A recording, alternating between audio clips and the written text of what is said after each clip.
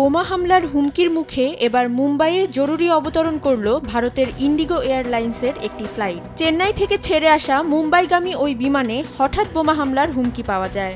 উদ্ধার করা হয় রহস্যজনক রিমোট।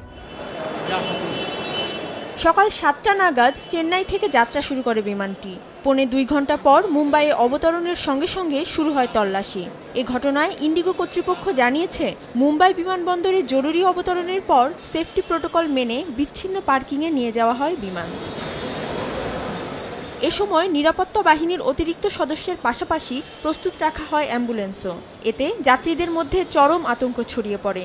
বিমানটি পরীক্ষা নিরীক্ষার পর যাত্রীদের বের করে আনা হয়। বিমানটিতে ১৭২ জন যাত্রী ও ক্রু ছিলেন। এ সময় বিমানবন্দর জুড়ে বিশেষ সতর্কতা জারি করা হয়।